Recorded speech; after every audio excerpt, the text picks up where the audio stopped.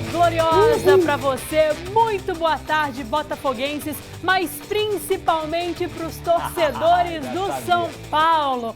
Ótima quarta-feira, ó que hino maravilhoso, que coisa linda, mais uma vitória, fora o show. E Rogério Ceni segue amargando, hein? Quando é que vai ganhar do São Paulo como treinador? Espero que nunca, assim tá maravilhoso. Boa tarde, Lucas. Boa tarde, Larissa Murad. Olha, o Botafogo a gente já esperava um 3-0, mas o São Paulo realmente um 3-0 em cima do Bahia, que é um bom time com o Rogério Ceni treinando, foi fenômeno. Parabéns pro São Paulinos aí que mandou bem.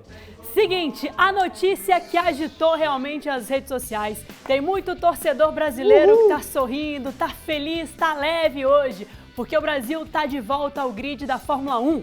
Gabriel Bortoleto foi anunciado hoje como novo piloto da Sauber a partir da temporada 2025, no último ano em que a equipe suíça vai participar, sendo 2026, ela já vai correr como escuderia de fábrica da Audi. Agora ele assume uma das vagas ao lado do alemão Nico Hülkenberg. O anúncio coloca Bortoleto como o primeiro brasileiro titular na Fórmula 1 desde 2017, quando Felipe Massa se aposentou pela Williams. Desde então, o único piloto do país foi Pietro Fittipaldi, que correu pela Haas as duas últimas provas da temporada de 2020. Antes de chegar à Fórmula 1, Bortoleto ainda tem a chance de ser campeão da Fórmula 2 esse ano. O piloto lidera o Campeonato Mundial e faltam apenas 2 corridas para o final dessa temporada. Notícia maravilhosa. No fim de semana, inclusive, Mariana Becker já tentou sondar, conversou com o Bortoleto, ele disse que ainda não sabia, que ainda era tudo muito incerto. Mentiu. Só não podia anunciar, Mas hoje, então, o anúncio oficial, coisa linda, legal demais. Saber que teremos um brasileiro, mais uma vez, representando a Fórmula 1. Até que enfim um titular, A gente teve aí o Fittipaldi, mas era reserva, entrou só nas 2 últimas, agora um titular para correr. O Brasil é muito tradicional na Fórmula 1, não pode ficar sem pilotos na Fórmula 1, desde as antigas até Ayrton Senna, Massa, todo mundo que passou por aí. Então o Brasil, parabéns, tem mais um piloto titular, vamos ter para quem torcer. Show de bola! Quem também deu um show na noite passada foram Botafogo e São Paulo. O Botafogo precisou de apenas 11 minutos para acabar com o clássico carioca. O Nilton Santos logo comemorou o primeiro gol de Savarino. O camisa 10 fez esse bonito gol pegando de primeira após cruzamento de Alex Telles. O segundo veio com Luiz Henrique, o craque da seleção brasileira, entrou na grande área e com extrema categoria tirou de Léo Jardim para ampliar. Um golaço do camisa 7 alvinegro. Ainda na primeira etapa, o zagueiro João Vitor foi para o chuveiro mais cedo após tomar o segundo cartão amarelo. Com um a mais, o Glorioso aproveitou e Júnior Santos, recuperado de lesão, guardou o terceiro para o líder Botafogo. Ele só deu um toquinho por cima para fechar o caixão. Com isso, o Botafogo chega a 67 pontos e abre 6 de vantagem frente ao Palmeiras. Será que esse ano o caneco vem para General Severiano? O Inter recebeu o Criciúma e venceu por 2-0. E com um show de Alan Patrick e Wesley. O camisa 10 colorado anotou essa pintura de falta aos 42 do primeiro tempo. De muito longe acertou o canto alto do goleiro e abriu o placar. E Wesley ampliou aos 47 da etapa final nessa jogadaça. Deixou o zagueiro na saudade e emendou um chute no ângulo para sacramentar a vitória do Inter. O triunfo coloca o time gaúcho no G4, ao menos provisoriamente. O Tigre segue próximo da zona de rebaixamento. E no reencontro entre Rogério Ceni e São Paulo, melhor pro tricolor paulista. Um dos maiores ídolos da história do São Paulo, Ceni, segue sem vencer o ex-clube como treinador. Na função atual, o ex-goleiro enfrentou o tricolor 11 vezes por Fortaleza, Flamengo e Bahia. E o retrospecto agora é de 9 derrotas e 2 empates. O São Paulo aproveitou o erro bizarro de Marcos Felipe para abrir o placar. O goleiro do Bahia errou a saída de bola e entregou nos pés de Luiz Gustavo, que só teve o trabalho de completar pro gol vazio. Luciano recebeu de Lucas e dividiu com a marcação. A bola sobrou para Wellington Rato completar pro gol e fazer 2-0. E por fim, Lucas recebeu de Wellington Rato e da entrada da área bateu no alto para fazer 3-0 e fechar o placar. A rodada termina hoje com 2 confrontos. No Mineirão, o Cruzeiro recebe o Flamengo às 9 da noite. No mesmo horário, Atlético Goianiense e Atlético Mineiro duelam no estádio Antônio Ascioli. Olha, de todos esses jogos aí, um destaque que eu faço muito é o gol do Luiz Henrique, Larissa. Isso é coisa de gênio, tá? Ele tá na cara do goleiro. poucas pessoas percebem na hora que o lance acontece, você só consegue ver no replay. Ele tira com a perna esquerda o goleiro para bater com a direita, mas é milésimos de segundo. Isso aí nenhum jogador pensa, o jogador chega já chutando. Isso aí é coisa de fenômeno. Esse cara aí vai dar muito dinheiro pro John Textor. Tá feliz já contando a cifra na hora que ele vender pra Europa. E o Botafogo, mais uma vez, né, dormindo na liderança em uma nova rodada de Campeonato Brasileiro. Acho que esse ano dificilmente, né? O Palmeiras tá ali até brigando, belisca em uma rodada ou outra, mas vamos ver nas rodadas finais se não vai entregar a rapadura como fez na temporada passada, né? 6 pontos, mas é uns 6 pontos que tá em ascendente, né? No ano passado tava caindo no final, né? A gordurinha foi embora. Torcedor brasileiro, a sua memória é boa ou você já esqueceu dos últimos treinadores que passaram recentemente pela seleção? Por onde andam aqueles treinadores que comandaram a seleção brasileira recentemente? Se aposentaram? Seguem em atividade? O último ciclo completo da seleção canarinho foi com Tite. O gaúcho assumiu o comando do Brasil em 2016 e entregou o cargo após a eliminação nas quartas de final da Copa do Mundo de 22. No tempo em que comandou a seleção, Tite esteve à beira do campo em 81 jogos, entre amistosos, partidas das eliminatórias para a Copa, mundiais de 2018 e 22 e a Copa América.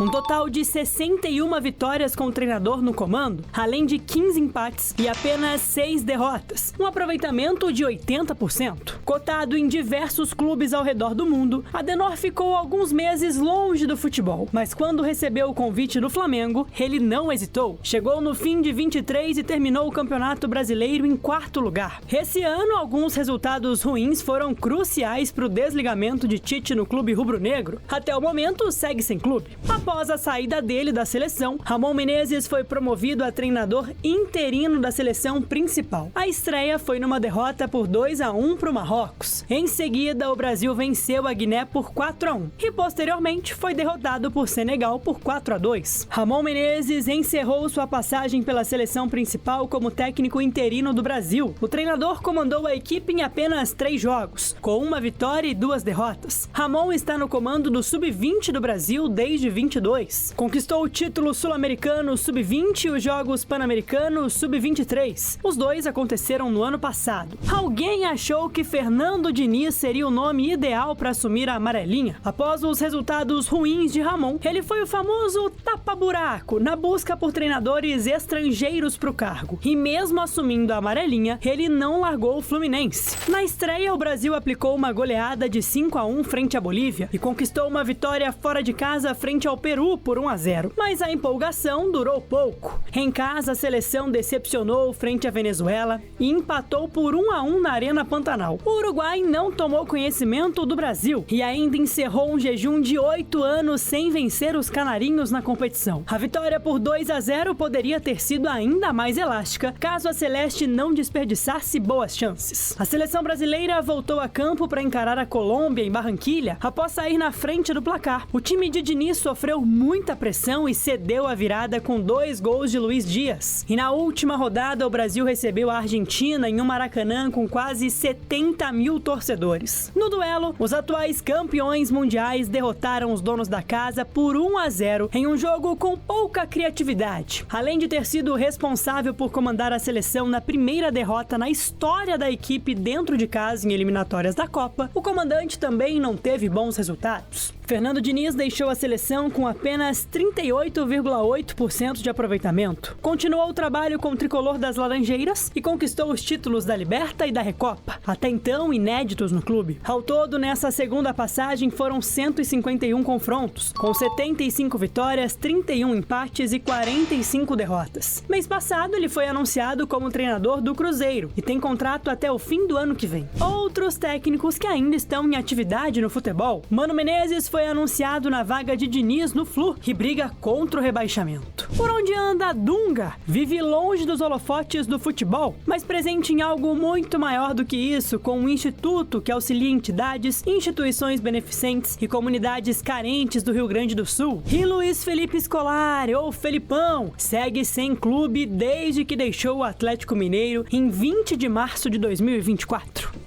Olha, de todos esses treinadores, para mim, o pior disparado foi Ramon Menezes. Decepção total. Foi o pior. Vamos pro intervalo rapidinho, daqui a pouco a gente já volta com mais os donos da bola.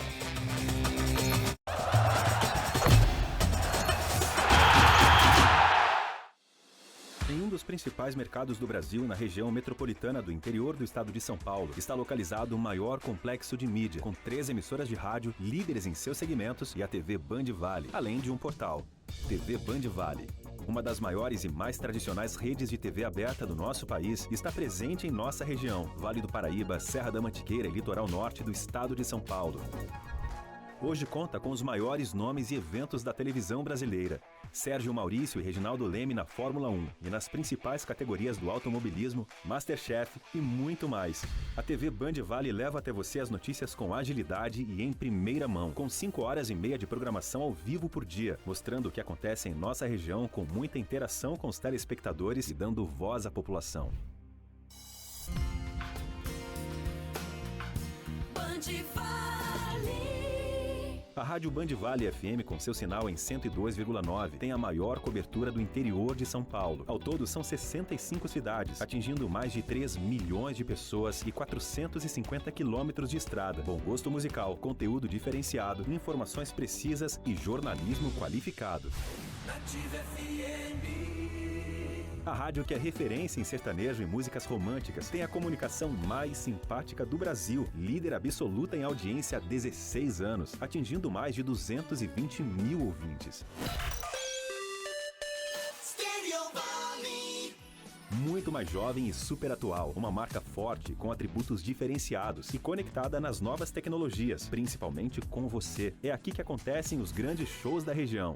Acessando o portal bandvale.com.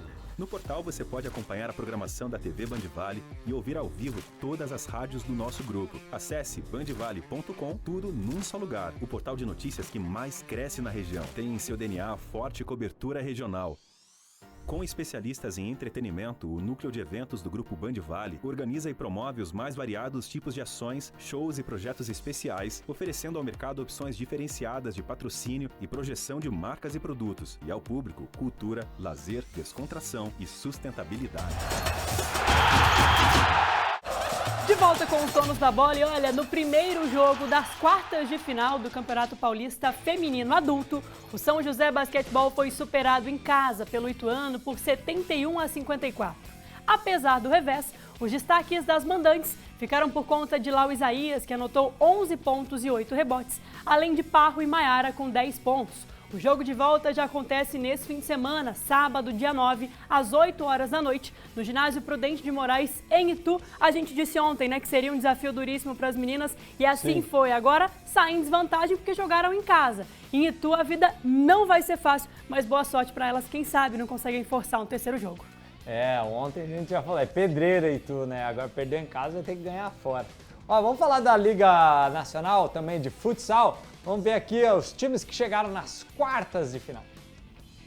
O primeiro gol entre paulistas e mineiros saiu assim. Com pouco mais de 13 jogados, Claudinho recebeu a cobrança de escanteio e mandou direto pro gol. 1-0 Praia. 30 segundos mais tarde foi a vez de Gilvan ampliar. Em mais uma jogada trabalhada do time de Minas, o artilheiro dominou, ajeitou e deixou o goleiro rival na saudade. 2-0 fechando o primeiro tempo assim. Na segunda parcial foi a vez do time comandado por Douglas Navas colocar fogo no parquinho. Léo Oliveira aproveitou a jogada rápida e na sobra mandou um chutaço. 2-1. Mas quem fechou o balaio foram mesmo os mineiros. Contra-ataque do Praia e Gilvan nesse toque de gala aguardou. 3-1 e vantagem conquistada para o jogo de volta. Entre Carlos Barbosa e Jaraguá, a vitória dos visitantes foi desenhada assim. O primeiro gol foi polêmico, muita reclamação de falta e o juizão mandou seguir o lance. Sendo assim, contra-ataque para cá e domínio de Malcom deixando Barbosinha livre para fazer o dele. 1-0 a CBF. Ainda no primeiro tempo, toma empate. Defesa do goleirão, mas na sobra Leco fez o dele. 1-1. Na segunda parcial, quem abriu vantagem foi o Jaraguá. Lançamento docinho para Pedrinho, só dar aquele tapa pra rede. 2-1. Fechando a conta, o Jaraguá marcou esse gol na boa troca entre Pedrinho e Neném. 3-1 e deu Jaraguá! Entre São Lourenço e Pato, 3 gols para conta. O primeiro foi marcado pelos mandantes. Gabriel Gurgel não vacilou na sobra e fez 1-0. Já na segunda parcial, toque de mão e aí você sabe, né? Toque de mão é pênalti! Tom na cobrança e empate na área, 1-1. E quem fechou a conta foi Neguinho, que recuperou, correu mais que todo mundo e contou com a ajuda da trave para confirmar o 2-1. O único empate das quartas ficou por conta de Umuarama e Joinville. O primeiro gol saiu literalmente no último lance e último segundo do primeiro tempo. Falta cobrada por Fogaça e Jonas ajeitou. 1-0 Umuarama, restando pouco mais de 5 minutos para o fim do segundo tempo. Pênalti! Penalidade. Xuxa pra bola e tá lá. 1-1 e placar embolado pro jogo de volta. Olha, a gente continua falando de futsal, mas agora futsal feminino. Jogo importantíssimo pra Máquina Amarela que acontece hoje no Poli Alto de Santana. As brabinhas da Máquina Amarela só pensam em uma coisa: chegar à grande final do Paulista Sub-20, heptacampeãs da competição. E faturando o último título em 2021, dessa vez as joseenses encaram o São Carlos na semi. Nossa, a gente conseguiu se superar muito nesse campeonato e mostrar que a gente está amadurecendo a competição, a gente está melhorando. Na classificação, a gente sabe que alguns erros eles podem acontecer e que a gente consegue consertar, mas no playoff, um erro ele pode ser letal. Então a gente tem que estar 100% concentrada para tentar errar o mínimo possível. Para o elenco do 20, a palavra-chave tem sido maturidade. Nos jogos decisivos, a troca de experiências com o time principal tem pesado a favor das atletas mais novas. Quando a gente marca elas, é muito diferente, elas são mais rápidas, são mais fortes. Então, quando a gente chega no jogo do Sub-20, a gente já está mais preparada. E como diz o Mogi, né? O Mogi fala muito pra gente, como a gente treina com adulto, a gente ganha uma cancha, a gente vai amadurecendo também. As meninas treinam diariamente com a gente no adulto também e levam uns puxões de orelha, que isso é normal, né? Porém, a gente está lidando com uma geração que acabou sendo afetada pela pandemia, então a gente é prejudicado por isso, né? Uma geração que precisa de um pouco mais de atenção. E no adulto a gente consegue fazer isso também, dar um pouco mais de feedback. O time do Vale chega cheio de moral para a semifinal. Isso porque nas quartas conseguiram reverter um placar diante do CATS Tabuão, vencendo no tempo normal por 2-1 e 4-0 na prorrogação. Na casa delas a gente sabia que a gente ia ter que dar mais que o nosso 100%, porque a gente tinha que ganhar no tempo normal e na prorrogação, mas a gente não deixou de acreditar em nenhum momento. Na semana de treino que a gente teve, a gente ficou a semana inteira falando que podiam falar que era impossível, mas a gente ia mostrar que era possível sim. A gente não perdeu nenhum confronto individual, que era a principal característica do adversário. A gente contra-atacou muito bem, soube ficar com a bola nos momentos cruciais e elas tiveram uma maturidade que a gente esperava que elas iam ter, mas foi até surpreendente pela situação, né? A gente tinha que ganhar no tempo normal e na prorrogação, mas elas se mostraram muito maduras, conseguiram levar o jogo de uma forma muito boa. O jogo de hoje acontece no Poli Alto de Santana e o time da casa sabe o tamanho da pedreira que vem pela frente. A equipe do São Carlos é uma equipe que terminou a primeira fase lá em cima, é uma equipe com muita qualidade, é uma equipe que tem uma jogadora em especial muito forte fisicamente, que é a pivô delas, então a gente espera trabalhar em cima disso, contextualizar sempre com o adversário, para que a gente possa chegar nos 2 jogos, a gente conseguir neutralizar o que elas têm de melhor. A nossa defesa está bem consistente nesses últimos jogos, então acredito que agora a gente vai levar melhor do que ela. Se a defesa passar sufoco, no fim você resolve. No fim, pode jogar que eu tô lá. Olha, muito boa sorte pra Bia e coisa boa, né? A gente falar que o futsal feminino, tanto a equipe sub-20 quanto a principal já estão, né, na semifinal. As meninas do adulto já venceram o primeiro confronto, né? E as do 20 abrem hoje a série, então muito boa sorte. Vai ser legal demais encontrar as 2 equipes na decisão do estadual. Agora vamos falar com o nosso querido Antônio Carmo, que vai falar mais sobre futsal e também vai falar do burrão, hein? Mudanças lá.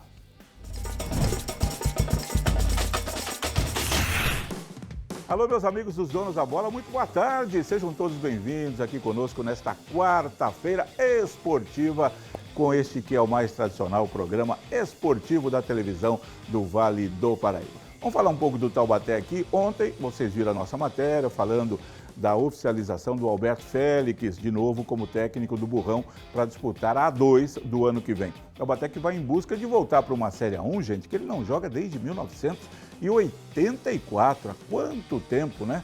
São aí 40 anos que o Taubaté não joga a principal divisão do futebol paulista. O Taubaté que jogou muito tempo ali no final dos anos 50, começo dos anos 60, depois em 1979, voltou para o começo dos anos 1980, mas quando caiu, nunca mais conseguiu jogar a principal divisão do futebol de São Paulo. Tantos times já surgiram, acabaram, subiram, desceram e o Taubaté não conseguiu e não consegue até agora voltar para uma Série 1. Pois bem, Alberto Félix foi anunciado oficialmente, volta ao Taubaté, foi jogador do time, já dirigiu o time 2 vezes. Na segunda passagem dele em 2018, esteve conosco, até conversando bastante naquela ocasião aqui em nossos estúdios. Começou bem o campeonato, aí uma derrota dura contra o Nacional em São Paulo, acabou tirando o Alberto Félix do comando do time. De lá para cá, rodou bastante, esse ano dirigiu o Linense, foi adversário do Taubaté, do São José, na Série A2. É um bom técnico, conhecedor, o que é muito importante, do interior e dessa divisão. É um técnico que sabe onde está pisando. E outra coisa, conhece bem o Taubaté,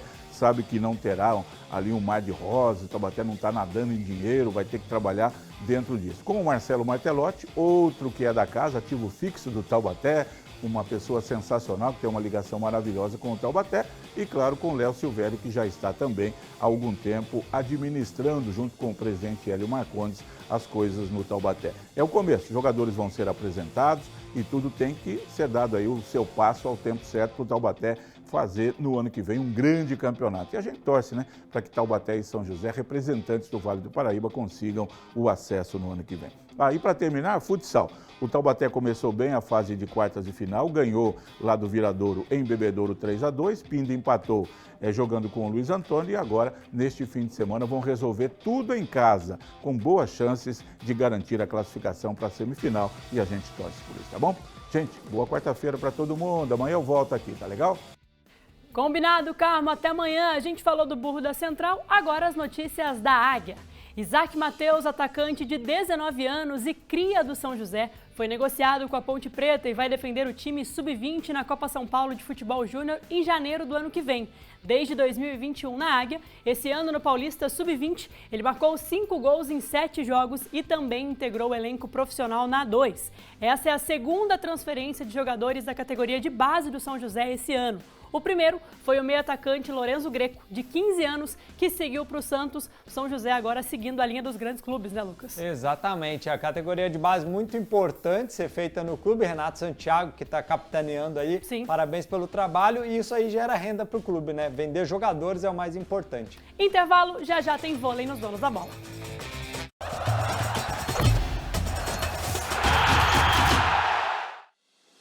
Em um dos principais mercados do Brasil, na região metropolitana do interior do estado de São Paulo, está localizado o maior complexo de mídia, com 3 emissoras de rádio, líderes em seus segmentos e a TV Band Vale, além de um portal. TV Band Vale, uma das maiores e mais tradicionais redes de TV aberta do nosso país, está presente em nossa região, Vale do Paraíba, Serra da Mantiqueira e litoral norte do estado de São Paulo.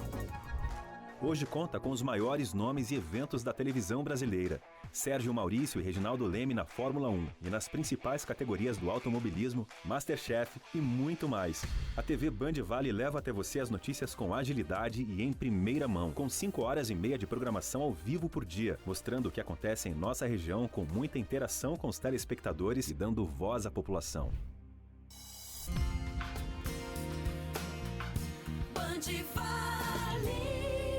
A Rádio Band Vale FM, com seu sinal em 102,9, tem a maior cobertura do interior de São Paulo. Ao todo, são 65 cidades, atingindo mais de 3 milhões de pessoas e 450 quilômetros de estrada. Bom gosto musical, conteúdo diferenciado, informações precisas e jornalismo qualificado.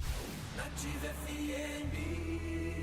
A rádio que é referência em sertanejo e músicas românticas tem a comunicação mais simpática do Brasil, líder absoluta em audiência há 16 anos, atingindo mais de 220 mil ouvintes. Stereo Vale.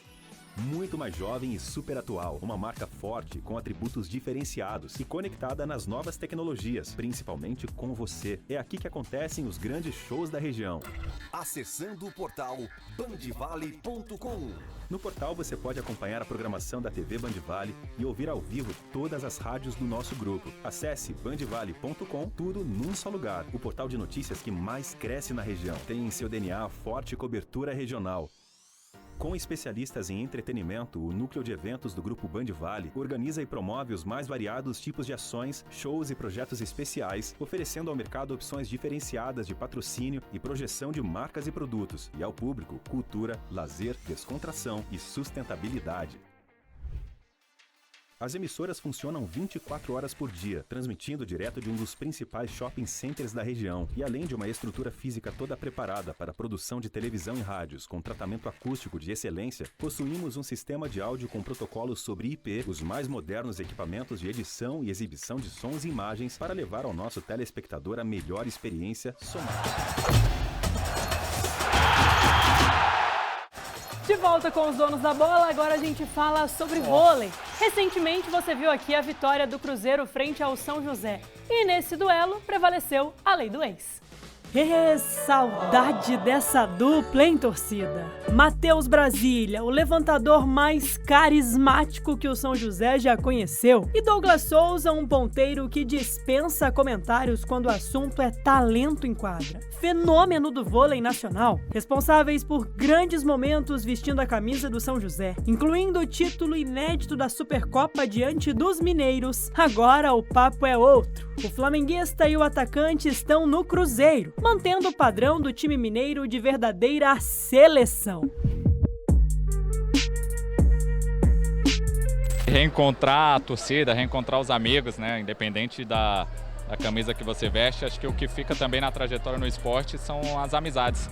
Aqui em São José tenho grandes amizades, tenho um carinho muito grande pelo projeto, por quem está dentro do projeto, pela torcida, então sempre muito bom ter esse contato, esse reencontro, fico feliz também. Nossa, eu tava falando pro meu noivo, vindo pra cá, inclusive, no hotel, quando eu tava no hotel, eu falei, nossa, hoje pra mim é um dia muito emotivo, assim, porque tem esse negócio de jogar contra o ex-time, que já é uma coisa natural, tipo, você não quer perder de jeito nenhum, mas aqui em São José tem esse negócio do carinho, respeito da torcida, que é maravilhoso, que ficou e que vai ficar, eu acho que pra sempre, assim, sabe? O que eu passei aqui, o que eu vivi aqui, o que eu consegui construir aqui, fazer a equipe ir pra frente, sabe? A gente conseguir título, a gente conseguiu uma Supercopa em cima do próprio Cruzeiro. Então, foi um negócio muito legal que a gente construiu, então eu me sinto muito grato, muito feliz. A torcida aqui é maravilhosa, não tem nem o que falar, todo mundo sabe, lota o ginásio, né? Domingo, 6h30 da tarde, amanhã todo mundo trabalha e eles estão aqui, ó, gritando loucamente. Então eu sou muito feliz por isso.